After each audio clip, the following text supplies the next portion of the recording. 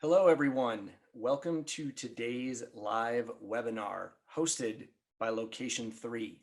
Location 3 is the digital agency that delivers enterprise strategy with local activation. Founded in 1999, Location 3 specializes in helping franchise systems and multi-unit brands turn digital marketing and advertising into increased awareness, customers, and revenue. Our unique combination of enterprise marketing strategy and innovative technology ensures we put each local storefront at the forefront. Today's webinar topic is titled "The Future of Advertising in a Cookieless World." As we look ahead to the imminent changes in digital media, today's panelists will provide their perspective on historical audience tracking and targeting and what these forthcoming changes mean for the future of advertising. With that in mind, we are thrilled to be joined today by two fantastic guest speakers. First, Alicia Frost, account strategist at Google, and Noor Nasir, Vice President of Media Innovation and Technology at Basis Technologies. Two brief housekeeping items before we begin. Please note that today's webinar is being recorded and that all attendees will receive a link to the recording following the event. Second, we do plan to allow time for a few select questions to be addressed at the end of today's discussion. If you have a question for our speakers, please feel free to enter it in the Q&A section on your screen. Without further ado, please allow me to introduce today's host and speaker, Location 3's Vice President of Digital Strategy, Vera Shafiq. Hello, everyone. Welcome, and thanks for joining the webinar. I'm really thrilled to have you all here. And I'm super excited to have two professionals on this webinar with whom I'll be spending the next hour or so. These two ladies are at the forefront of digital ad tech and really know their stuff when it comes to all of the changes that are happening right now in the digital marketing space. Noor, Alicia, welcome and thank you for joining us. As marketers, we're living in an era of great opportunity, but with great opportunity comes great change. And to be quite frank, uncertainty, right? There's a lot of uncertainty right now. So today we're here to talk about how to navigate the changes and to talk about what the future holds for us folks who are in the business of digital marketing. So I'm going to get started with some questions, and then I'm sure you'll both have your own perspectives on these. So if we look back at the history of all the relatively recent changes that have happened in the marketing landscape, GDPR, Safari and Firefox have deprecated third-party cookies. We've seen the iOS 14.5 update that has really given us a loss of data in many respects. How big of an impact do you think that the death of the third-party cookie is going to have on marketing and advertising? Alicia, you want to start us off? Yeah, so this change will have a huge impact on marketing and advertising, and advertisers are going to have to kind of take their tried and true third-party audience targeting processes and shift them a little bit to accommodate for these changes and figure out how to structure their first-party activity strategies as their crutch and foundation. Today's digital movement has kind of ushered in an era where a fluid and non-linear customer journey is that new normal. With new ways to discover, research, and purchase, customers are engaging across an ever-growing number of channels, and it can be extremely difficult to keep up with these changes, and that's why more and more advertisers are turning to automation to engage customers effectively and at scale. And although today we're talking about first-party and third-party data, consumer behavior is the catalyst for all of this. And then things like COVID catalyzed consumers' digital adoption, upending traditional ways of discovering and purchasing goods and services, and disrupting supply chains and those delivery channels. So now there are multiple touch points and an increasingly fluid relationship between that online discovery and online and offline action. Yeah, that's super true. Noor, what's your perspective on it? Yeah, definitely some common feelings about it, right? Like, it is going to be significant. It's not insignificant. Anyone who's trying to downplay the fact that the specificity of audience targeting that we currently are able to access with something, this means of targeting and tracking, which is the cookie, we're in a place where we've been relying on it for almost 3 decades, right? Like the cookie's been around since like 1994. And now in 2022, we have this kind of moving target of we're going to lose it and we're going to lose it very soon. And we don't have a perfect recipe for what it's going to look like without it. So it is going to be significant based on the fact that we don't have a perfect solution right now. So that's where I think a lot of this conversation is stemming from, of figuring out what does the next step look like when we live in a world without a cookie in it. Yeah, yeah. Lots of uncertainty, but you both have your finger on the pulse of advertiser sentiment because you deal with a range of advertisers on a daily basis, right?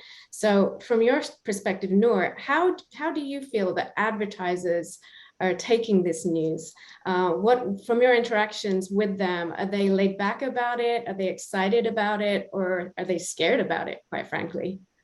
It depends on their circumstances, like what types of campaigns are they putting together? I think for the types of clients or brands and advertisers out there who don't need to do hyper-specific targeting, they're not doing DR campaigns, conversion-oriented campaigns often. Maybe they're taking it a little bit less to heart, or they're not sleeping at night at this moment because they feel like some of the suggested alternatives might be sufficient.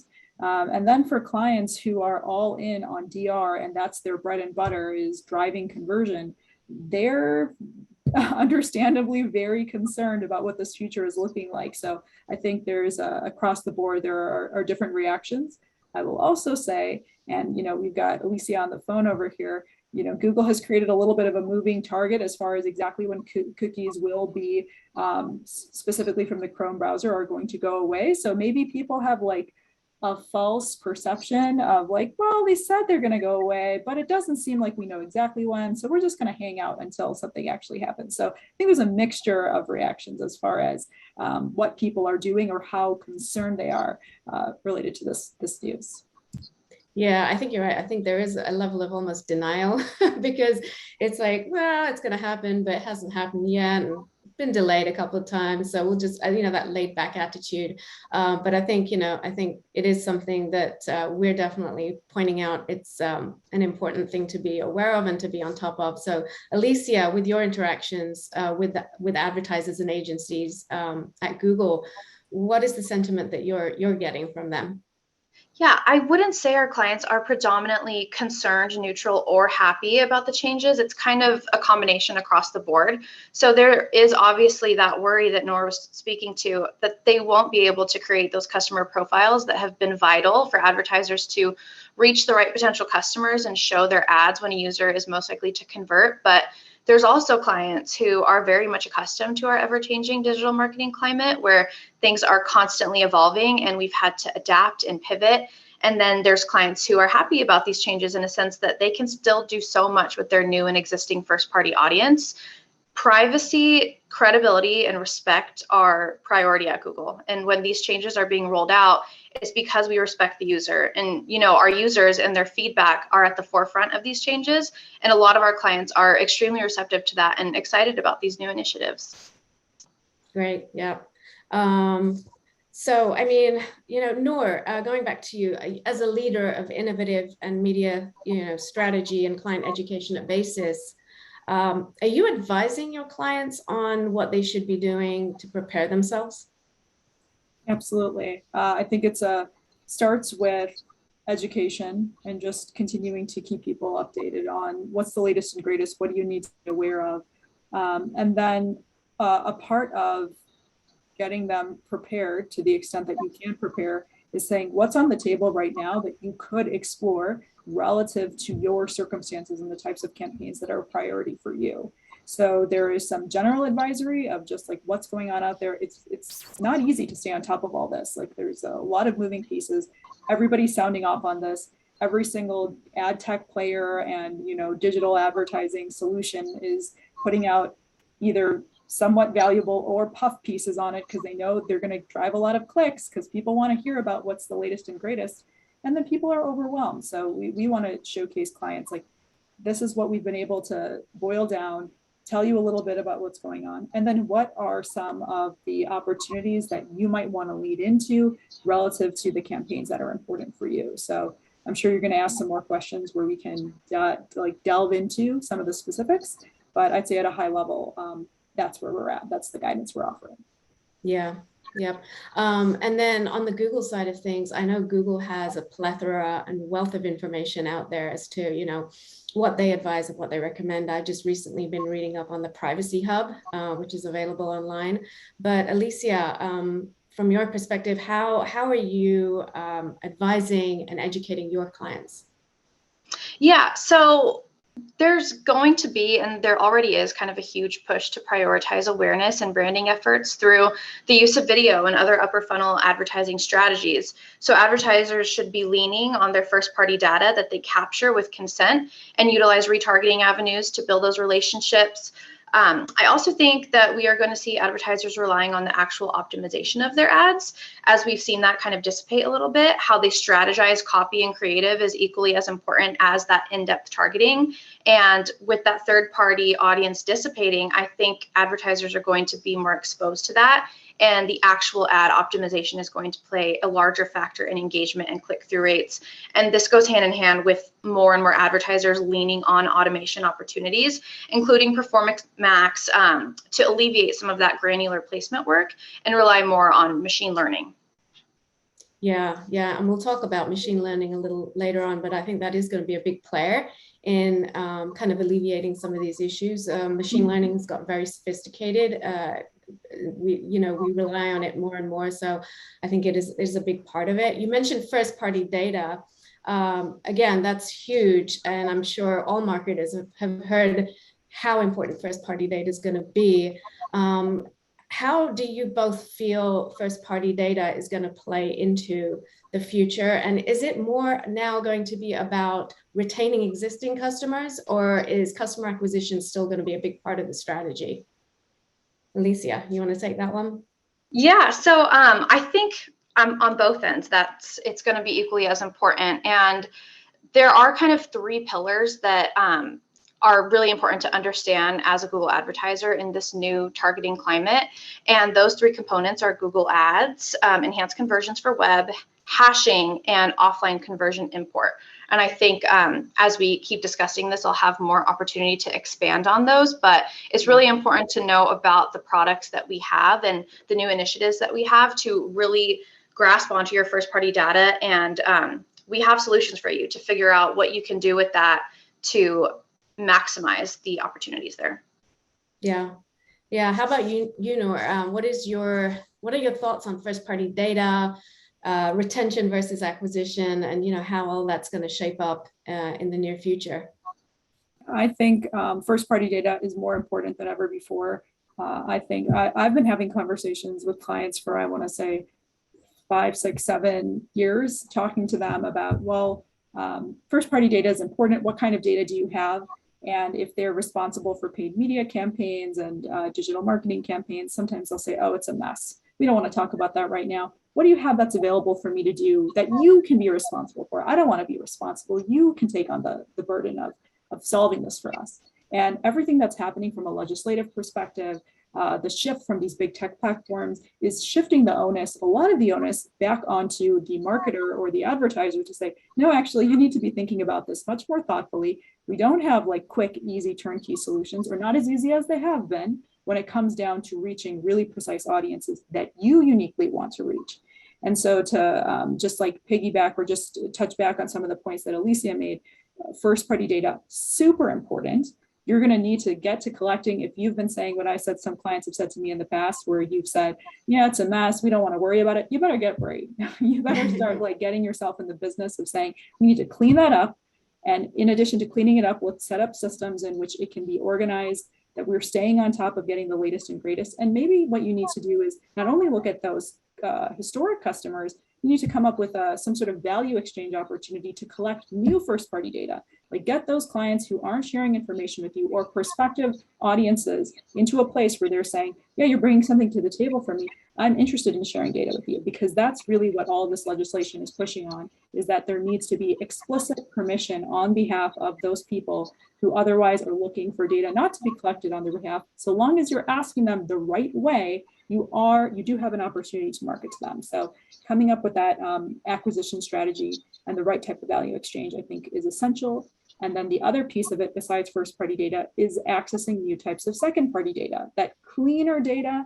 You know, Alicia, you said earlier that there are tried and true tactics that are leveraging third party data. I think they're tried and trusted. I don't know if they're tried and true, right? Like sometimes we're just trusting third party data when maybe we shouldn't be. It's not always the best. Second party is going to be a better way to go. And so figuring out how do we secure those relationships and layer them with what we need to acquire and leverage from the first party perspective. Yeah, I think those were some really great points. And I think you hit the nail on the head when you talked about the advertiser taking more responsibility and really kind of facing up to the fact that it's all about the consumer, and really what they need to do now is to start honing in on what the consumer needs and what the consumer wants us to respect, which is their privacy. And creating that value exchange that you talked about. So, hey, listen, if you share your data with me, I'm going to provide you some great value, some great education, some great quality content, or whatever that happens to be. So I think, you know, I get asked that question a lot, which is, how do I collect first party data? I don't know how to get it. You know, people don't want to give me their email address. Well, it is about creating those systems and those processes that actually make it more of a two-way value exchange. So really great points. Really good stuff to chat about. We can chat about that all day. Let's move on to you know, the next question, which is really looking into the future. Let's gaze into a crystal ball, right, for a second, and pretend it is 2025, right? So it's 2 years down the line, or you know, more than that, 2.5 years down the line. Cookies are no more. Privacy regulations have really kicked in. You know, the consumer is now expecting us as marketers to respect their privacy. You know, what does advertising now look like in that new environment in terms of targeting and attribution? Where do you see advertisers spending most of their marketing dollars once all of these changes take effect and once we enter this kind of new era of marketing?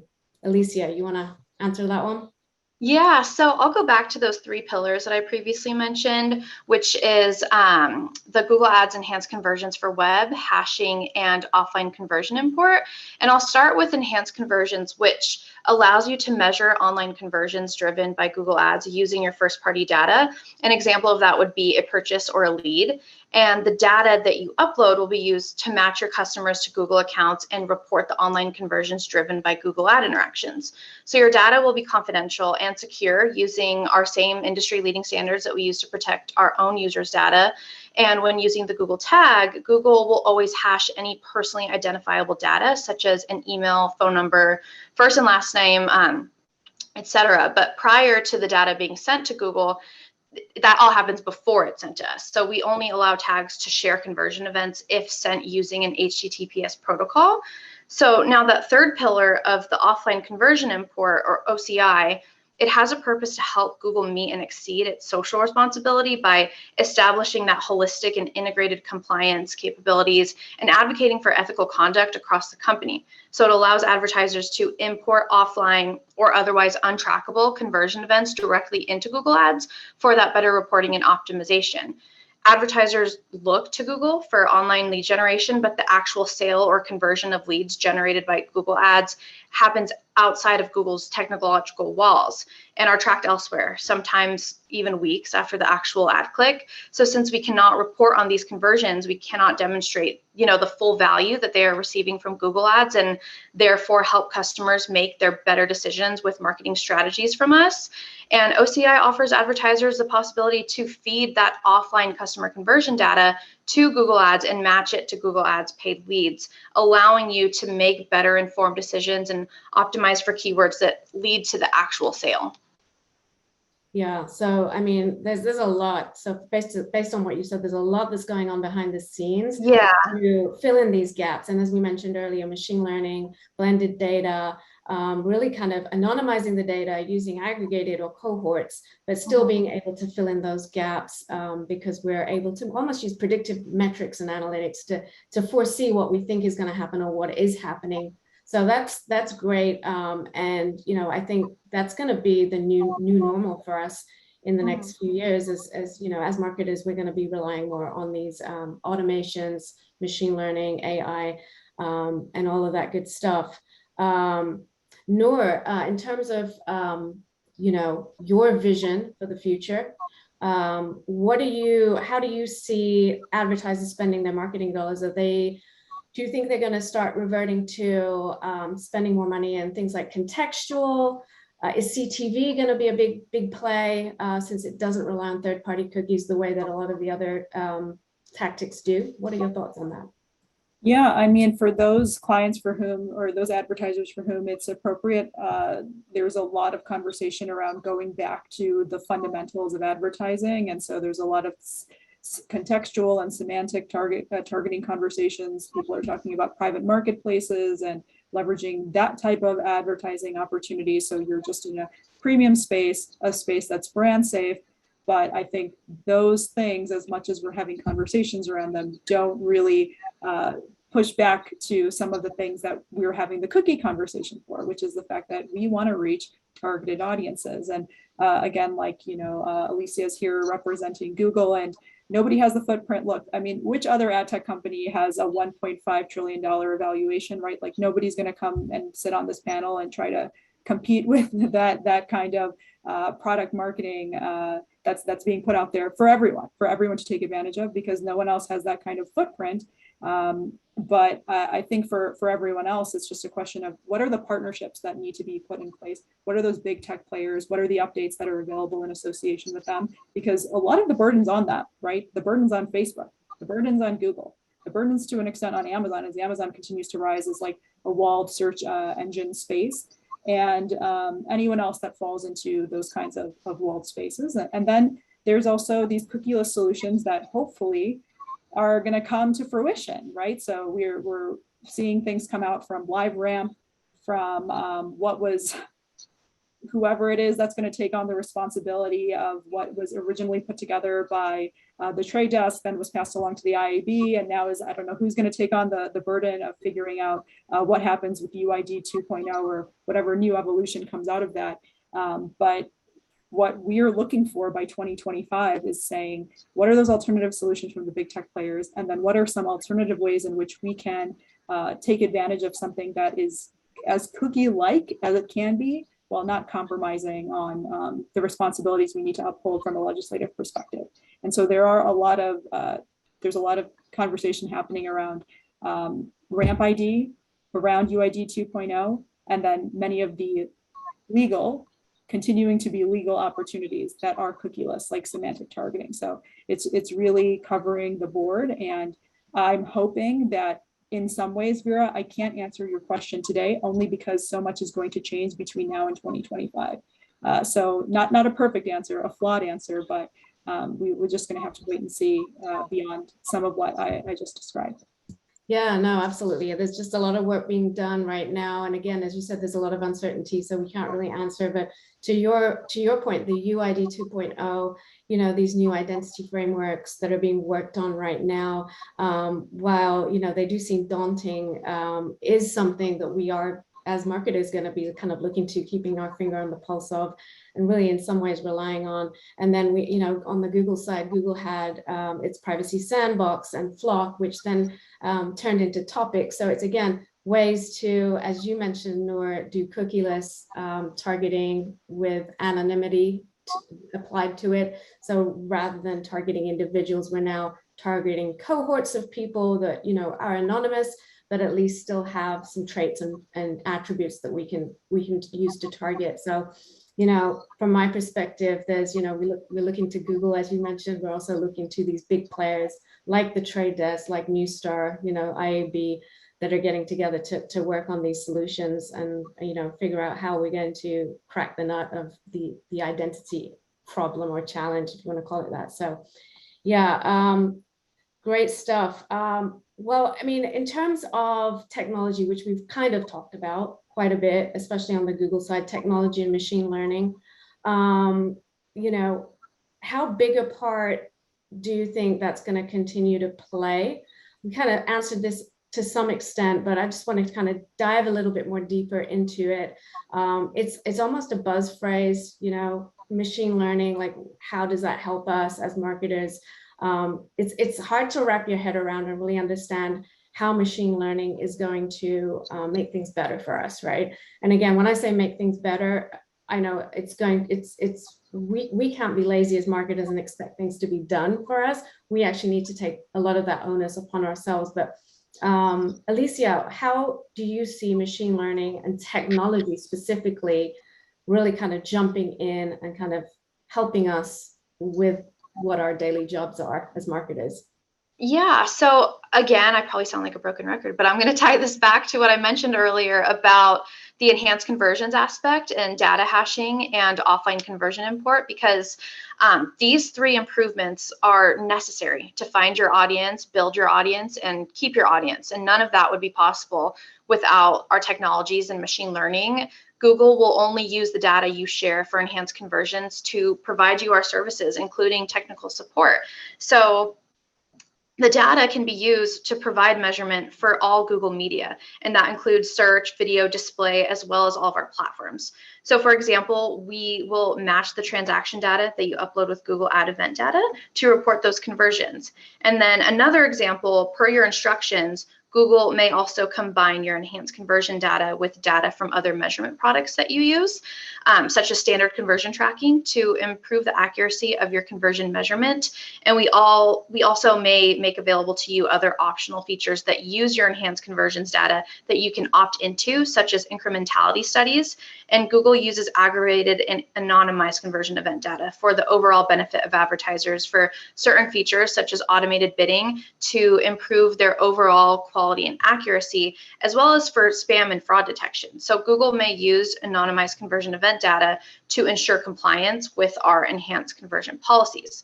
So to kind of make my long story short, when you combine first-party data and measurement solutions with automated bidding, we are already seeing upwards of 27% increase in conversion volume when combined with that non-last click attribution. So technology and machine learning are crucial in finding advertising success post third-party cookies while maintaining this new privacy environment.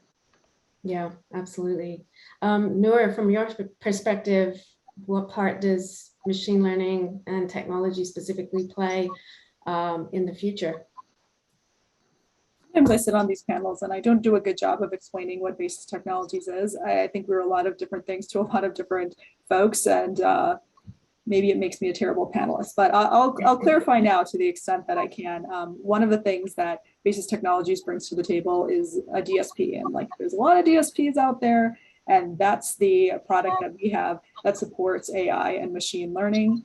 And do a lot of clients leverage it, and have they already been leveraging it? They have. Does it help them optimize their campaigns, the direction of the type of performance that they're looking for? It does. And so I think there is going to be a requirement to continue leaning on something that's easy to access, that's ultimately for the benefit of your campaign. It's going to be permissible moving into the future, given all the legislation that exists around consumer privacy. And when performance marketing and performance media is at the center of so many of what so many agencies and advertisers and marketers are looking for, that's one of those things that we can rely on. So there are things that are happening from a DSP perspective, from a series of other types of digital players out there that are offering solutions, and then from these big tech players too. Obviously, like Alicia just mentioned, a bunch of like suggested elements from their product suite.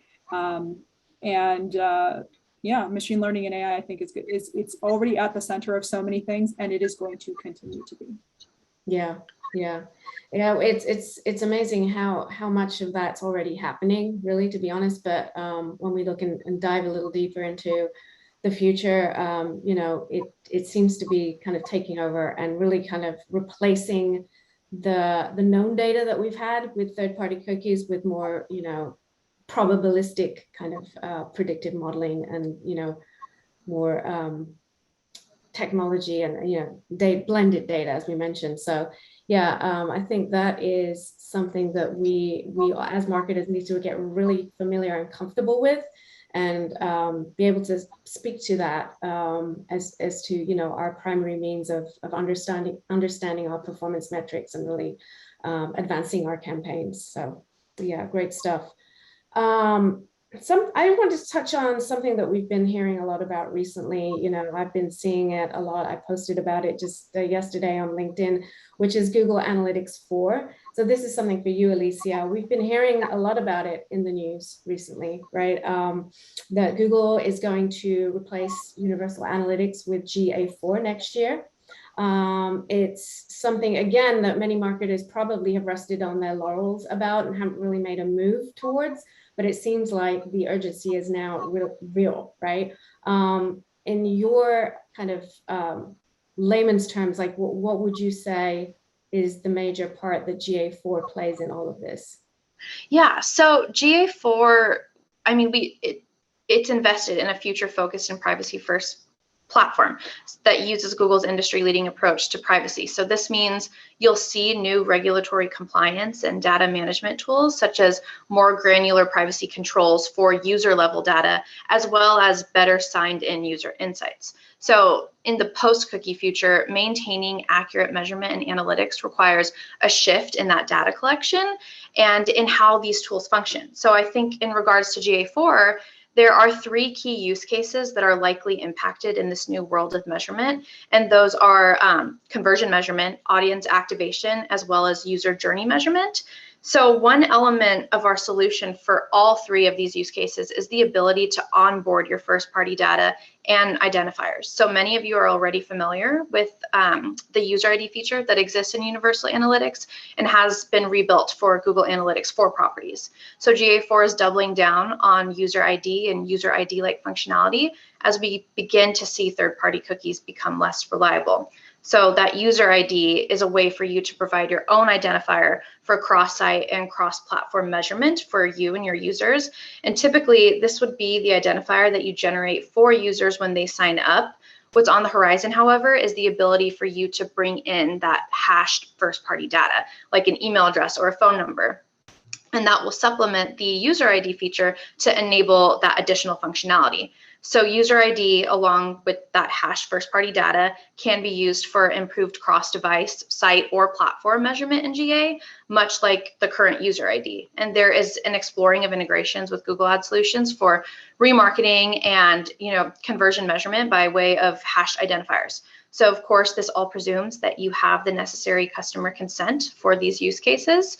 And then in regards to actual conversion measurement, GA4 has introduced conversion modeling to model for cases where conversion events cannot be deterministically connected with those previous engagement events. So models are trained on observable data to provide more of that accurate reporting on how conversions should be attributed across channels, whether that be ads, organic, email, whereas previously Universal Analytics would default the channel to direct when it did not have the attribution data connected to a conversion. And then, as far as audience activation goes, similar audiences help you extend the reach of your first-party data source, aka your seed audience, to people with shared characteristics. So GA4 data can be a source for a number of those seed audiences across search, GDA, YouTube, all of the platforms. And then user journey measurement, the goal is to launch behavior modeling, which aims to restore measurement for session and user metrics that are unobservable when users deny analytics cookie storage. So the models will be trained on observable data from users who have granted the proper consent.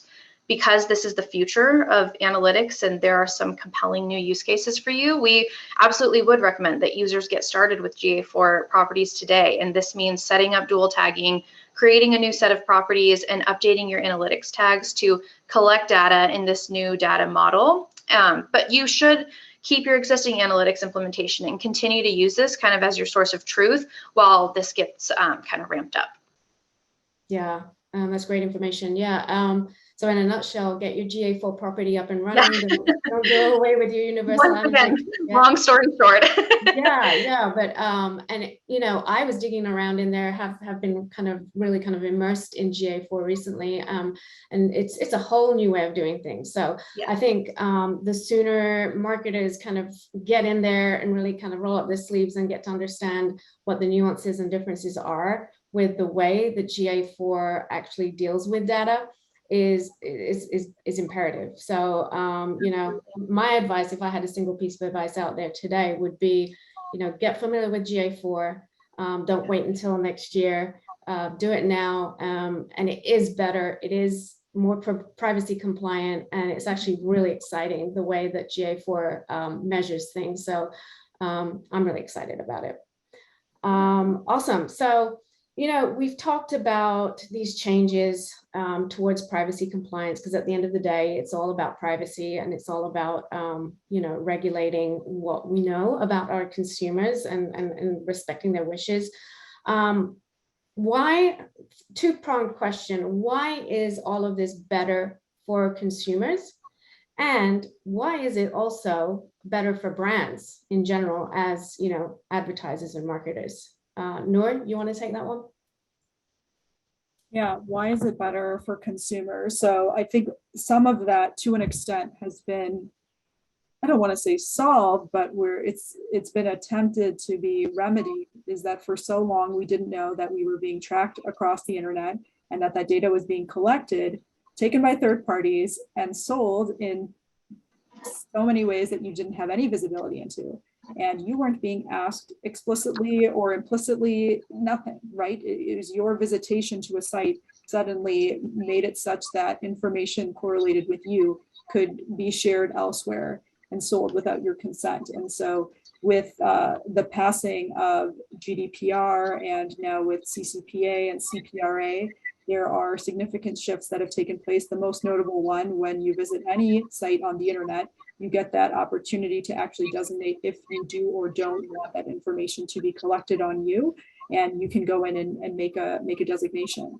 And so maybe more people have become acquainted just with the process of saying, I deserve agency and ownership in my own information being uniquely mine.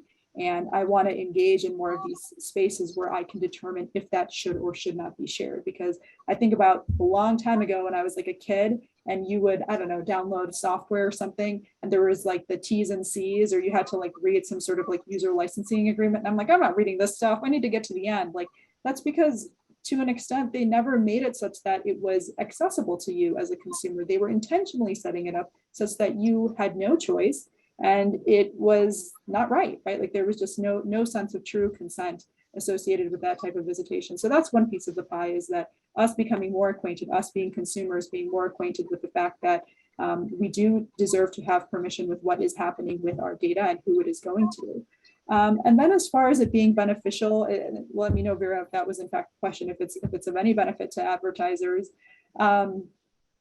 Of course, right now we feel like the answer is no, it is not of benefit to us, right? It's making things tremendously more complicated. And right now, being in a state in which, like many of the big players, as much as they are making changes, right now where I'm sitting today, I don't know what that day is going to look like when suddenly I am without cookies, and what is going to be that thing that replaces cookies. And it's been said in all this legislation, and it's been said by these big tech players, we're not coming up with a perfect alternative for cookies, by the way, as much as other folks may want to comfort their clients and saying, no, don't worry, it's going to be just the same. No, it's not. It's not that. The entire point of the legislation is that it is not going to be exactly the same. But what we need to do is create a space where there's just more consent. So maybe in the short term, meaning the next couple of years, it's going to be hard times, but I think we're going to move into just a new tier of existence. It's going to be a new type of internet that we move into, where we all partake in this business with a new degree of comfort, knowing that we've done the legwork to make this a space that is more equitable, where we are doing things and making money doing things where we feel comfortable with the information that we're leveraging. Because oftentimes I'll use this joke where I'll say, it's terrible for humanity, wonderful for advertisers, right? Like all this tech that's out there, people don't know they're being tracked, and it can be incredibly specific. And if consumers really knew, they probably wouldn't like it. That's not a good thing to say. So I think overall, us moving forward into a space where there's just so much more transparency is going to be better for everyone. Yeah, 100%. And I, for one, I'm really excited about these changes because I think it's going to make us better marketers in general. It's going to make us more authentic and more responsible. And I'm just excited about putting the customer at the forefront of everything we do as marketers, because at the end of the day, that's what marketing is. It's really being customer centric. So to your point, I think it's something which is a hard pill to swallow right now, but I think in the future, we're going to be thankful that we went through it. Yeah, I'm super excited. So talking about being excited, what are you both most excited about as we go into, 2023? We're already in May, right? 2022 is almost half done. Time is flying. We're Not gonna, believe that. yeah, I know. And then 2023, I think is going to be a big year for marketers. So, Alicia, what are you most excited about? Yeah, so I think logistics aside, above all, your data is special and your data is unique and it deserves to be respected and protected from anything that could possibly taint that story. Google takes your privacy seriously and is more than happy to make these changes in order to protect you and make it so that your advertising experience is more genuine. And the same goes for brands moving forward. Yes, ad creation and optimization will be different, but thinking about all the digital marketing progress and challenges we have faced as advertisers and consumers, the impact is and feels so heavy at first, but then that new norm is rolled out and we create these new processes and we get the opportunity to learn more and push ourselves to do better for our audiences and for our users. As we all evolve in our own lives, we experience crazy things like parenthood, marriage, home buying, and before we know it, we come to this sort of self-acknowledgement that we are okay with being advertised to because we just no longer have the capacity to figure out what new products or services we need in our lives on our own terms. So like right now, I'm in a place in my life where I am a mom to an almost 2-year-old. I'm planning my wedding, I'm renovating my house and taking on all these things that I'm grateful for, but I can recognize that I probably need things, but I just don't know what those things are. And, all of us were tired and most of us are constantly thinking about everyone else before ourselves, especially advertisers. So I'm really excited to see people map out their own advertising journey because by essentially telling advertisers, yes, I'm interested in you. How are you able to help me? The focus has always been on respecting the user. And now we are making sure users are in control of their own data, which is something that has never been done before. But it's a journey that I think we all need to take together and embrace. Yeah, fantastic. Nora, what excites you most about all of these new changes?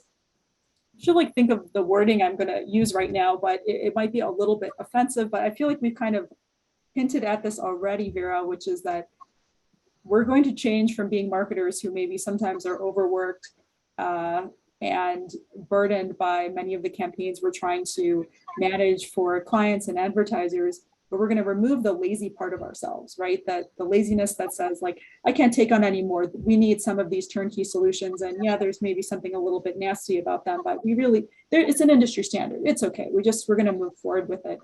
And now we won't be able to rest on those laurels. We're going to need to move into a future where we are cognizant and intentional about everything. So just thinking more deeply about customer journeys. And so often we're thinking about customer journeys from the lens, Alicia painted on this a little bit as far as like the ways in which you move through the world and what your personal priorities are. Now we need to think about that from a different layer of consent in relation to people's data. How do we go through a journey of data collection that every party is comfortable with, both those who are trying to procure the data and those who are going to concede with that data being collected or give permission for that data to be collected. And I will say, like, in terms of moving into the future, I am always like, we're all a case study of one, we're all our own focus group. I'm giving my data away constantly with permission, right? Like all day I'm like, yes, J. Crew, I do want 25% off, please, yes. And everything else under the sun like that. And when somebody puts forth a really compelling offer, we celebrate that, right? You go to a conference and somebody does a really good job of saying, this is how we collect first party data. You sit in the audience and you say, yeah, that's for them to do. We're not going to get into that. We're not going to prioritize that. Everybody gets to decide what they prioritize. We're about to move into a future where everyone has to prioritize how data is being collected. So Even though there's a lot of vagueness today, I think we're all have a fire under us that is going to require us to move on this in a way that we didn't anticipate had these changes not come to the table. So it's a scary, it's scary when it is not happening based on your own volition. But if it wasn't happening this way, it wouldn't have happened at all. So these are changes that are welcome for sure. I love it. I love it. Yeah, I think that was a great way to sum that whole thing up. So yeah, wonderful. Well, we are running close to time, and I did want to leave some time for questions at the end. So I just want to thank you guys for joining me again today. And Josh, I think we're going to turn it over to questions right now.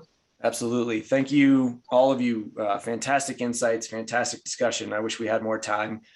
Having said that, we do have some really great questions. I will try to get through a few of these. I don't know that we'll be able to get to all of them, but one, I think each of you started to allude to a bit at the end, was around kind of customer personas and how we're going to have to evolve marketing. So do you see, I think the obvious answer is that marketing does need to get more sophisticated and thoughtful. How do you see marketing teams and product marketing teams adapting to really hone in on target personas and target audiences a bit more methodically than maybe they are currently? Who wants to take that one? I mean, I can share just like what comes top of mind, and I hope I've like ingested the question properly. So maybe I'm just going to address one part of it for the sake of time. So I think one thing that, going back to the third-party data piece and just like the organization of data, third-party data is messy.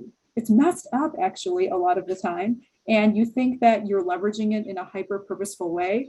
Sometimes I think you're selling it into a client saying like, yeah, this is this really qualified data, we're going to layer it on and you're going to reach somebody so much more purposeful. And on the backside, sometimes there are studies or like A/B comparative analysis where they're like, actually it performed just as well without it. But it sounds like a good story, so we sold it into you. And if we really did a methodology check, which we can't really do because a lot of these data partners out there, if you try to get into the nitty gritty on how they develop these audience segments, they're not going to tell you. You're not in a position to even like ask questions about how the data is being aggregated. So I think there's going to be just like this entire climate change in this industry is going to move us into a place where there's more transparency, and hopefully we can start asking these kinds of questions. And when it comes down to the leveraging of your first and second party data, there is inherently a better opportunity for you to understand what is entailed in that methodology, because it's just cleaner data. It's more transparent data. So maybe I'm dancing around your question, but I feel like this is like in the vicinity of what's being asked. Like we're going to move into a world where the data is just better organized, and we're going to move away from things that we know probably aren't doing justice by the future that we're headed into.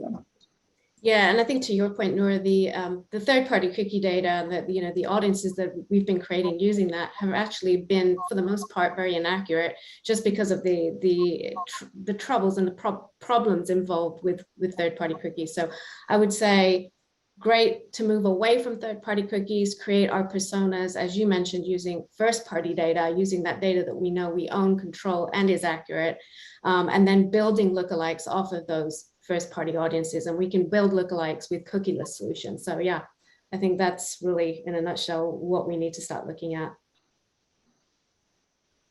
Fantastic. Another question. There was a question specifically about a few business categories and how to reach appropriate audiences and discover new customers, specifically in categories like housing, employment, credit. I think a few categories where there's probably a bit more regulation as of late. Beyond that, in those categories specifically, do you see additional business categories either having more advantages or less advantage as we kind of make these shifts and being able to reach and engage those customers that they seek compared to maybe others that aren't in that same category? Yeah, it's a hard question to answer. I wouldn't say that there are certain syndications that are going to benefit and some that are going to really struggle in comparison with these changes. But I mean, I will say, just again, going back to those first party audiences, it kind of levels the playing field because you have full control over how you capture that, how you utilize that, and how you utilize, again, I hate to go back to tech. I work in tech, so I have to, but how you utilize the tech opportunities that these industries are giving you, and how to leverage that audience. So I hope I'm not dancing around your question, but to answer it in a simple term, no, I don't think that there are certain syndications that will benefit more than others, as far as I can say right now. It's funny, I actually feel the opposite. I feel like if you are like Coca-Cola or something where you're in a space where it's like your audience is massive and you can play on a lot of branding and do brand lift studies or like shopper lift studies to see like, oh yeah, like we ran a lot of commercials or we did a lot of higher level advertising campaigns. We can leverage a lot of these cookieless things that are already available. We're good to go. If you're doing something in like a more niche audience, like something pertaining to B2B, like B2B is like the the daunting category, like all over the place. I feel bad for sometimes people who are at B2B agencies and they get all these examples of like, here are some new cool solutions. Here are some case studies from McDonald's, which have absolutely nothing to do with their realm of the types of audiences they're seeking to reach. I just want to quickly mention, I suggested like, oh, that you can leverage contextual targeting and semantic targeting. Here's why you would be disadvantaged in some audience spaces versus others. There's not as many websites out there or contextual spaces that are credible and premium for certain types of audiences where you'll knowingly be able to reach them. That's been the beauty of the cookie and trackability, is regardless of whether or not there was a site that you ultimately could find them on, you were able to track them regardless and just follow them across the internet. So sometimes when we're talking about contextual targeting, we don't realize that we're suggesting something where there's only so many like eggs to like spread around, and everyone's going to be fighting over those. And then sometimes even those eggs that are available aren't hyper specific enough for the type of messaging that you want to serve on that site. So yeah, I do think some folks are disadvantaged, and that is even more reason for why there's going to be an onus on those folks to come up with some of these alternative cookieless opportunities and get them activated and start testing and learning sooner rather than later. Fantastic. I know we only have a few minutes left. Two-part kind of broad question to help wrap the conversation today. For those folks, especially on the brand side, who may be tuning in today or watching this at a later time, there's a lot we've talked about. There's a lot of unknowns. There's a lot of forthcoming changes, as we've discussed. Any advice on helping these folks, ease their mind a little bit as we go forward, for those especially that maybe feel a bit behind the curve in preparing for some of these changes? And I guess the second part is, in a general sense, does media buying and advertising get more expensive, more efficient, both? I'm curious to get the group's thoughts here before we sign off today. Yeah, so as far as efficiency, yes, it's going to get more efficient while utilizing machine learning and automation and opportunities like our Performance Max platform. But as far as expense goes, I think that it's well known at this point that that's going to fluctuate across the board always, no matter what's going on in the world, what's going on in tech, depending on your industry, what you're targeting for, your campaign initiatives, that's always going to fluctuate. So I can't really answer that. But efficiency, absolutely, that's kind of one of our main priorities, is to increase efficiency. I will say some of the solutions out there are definitely, if somebody's not telling you how much some of these cookieless solutions cost, and I'm not reacting to what Alicia just said, I mean this generally, it's not a Google specific comment. It's probably because the cookieless solution is expensive and they can't get into the nitty gritty around exactly what the framing is around that. And I've seen that from some other partners out there. And trying to get a sense, especially when something, well, they'll say like, oh, there's a lot of nuances to this, and we need to like really evaluate what your business is looking like and what you're looking to test. And then once you're kind of like down the rabbit hole, they'll give you a better sense of what the pricing is. And that's because a lot of this stuff is experimental, it's in beta. And so it's not intended for everyone. They're probably offering a lot of it to very high spending clients. It's not easy for people who are into, let's say, at a mid-sized agency or a mid-sized client to jump into some of these things. So I'd say getting a sense of like, what do you want to test, asking around, sending out some RFIs, getting as much information as you can is critical on the front end. This is a good time for exploration so that you don't get yourself pigeonholed into a space where you're like, oh, our clients are not going to pay for that. But at least you know what you might be paying and if efficiency isn't a part of the equation.